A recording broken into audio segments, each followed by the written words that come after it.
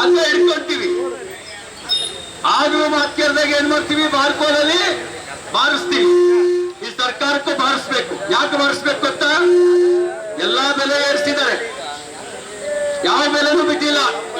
ಎಲ್ಲಾ ಅಗತ್ಯ ವಸ್ತುಗಳ ಬೆಲೆ ಏರಿಸಿದ್ದಾರೆ. ಹಾಲಿನ ಬೆಲೆ ಏರಿಸಿದ್ರು, ನೀರಿನ ಬೆಲೆ ಏರಿಸಿದ್ರು, ಕಸದ ಟ್ಯಾಕ್ಸ್ ಏರಿಸಿದ್ರು. ಸ್ಟಾಂಪ್ ಡ್ಯೂಟಿ 20 ರೂಪಾಯಿ ಸ್ಟಾಂಪ್ ಡ್ಯೂಟಿನೇ ಮಾಯ. ಇದೆಯಾ 20 ರೂಪಾಯಿ ಸ್ಟಾಂಪ್ ಪೇಪರ್? 20 ರೂಪಾಯಿ ಸ್ಟಾಂಪ್ ಪೇಪರ್ ಮಾಯ. ಅದಕ್ಕೆ 100 ರೂಪಾಯಿ ಕೊಡ್ಬೇಕು, 200 ರೂಪಾಯಿ ಕೊಡ್ಬೇಕು. ಬರ್ತ್ ಸರ್ಟಿಫಿಕೇಟ್ ಈಗ 5 ರೂಪಾಯಿ ಕೊಟ್ಟರು ಸಾಕಿತ್ತು, ಈಗ 50 ರೂಪಾಯಿ ಕೊಡ್ಬೇಕು. ಡೆತ್ ಸರ್ಟಿಫಿಕೇಟ್ ಅದಕ್ಕೂ 50 ರೂಪಾಯಿ ಕೊಡ್ಬೇಕು. ಮುಂಚೆ ಪಾಣಿ RTC 15 ರೂಪಾಯಿ ಕೊಟ್ಟರು ಸಿಕ್ತಿತ್ತು, ಈಗ ಎಷ್ಟು ಕೊಡ್ಬೇಕು?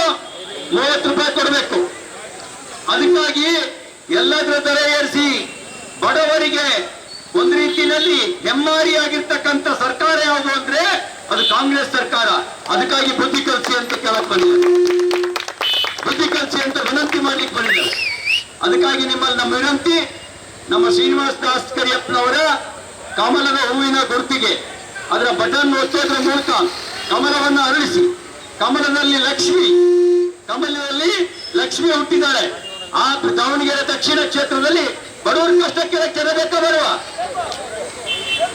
ಈಗ ಮನೆ ಬಾಗಿಲಿಗೆ ಬರ್ತಾರೆ, ಬರಿಗಾಲಲ್ಲಿ ಬರ್ತಾರೆ. ಆಮೇಲೆ ಅವ್ರ ಮನೆ ಬಾಗಿಲಿಗೆ ಹೋದ್ರೆ ಗೇಟ್ ಓಪನ್, ಬಾಗಿಲು ಓಪನ್ ಇರುತ್ತಾ? ಬಾಗಿಲು ಓಪನ್ ಇರಲ್ಲ. ಬಡವರಿಗೆ ಬಾಗಿಲು ಬಂದು.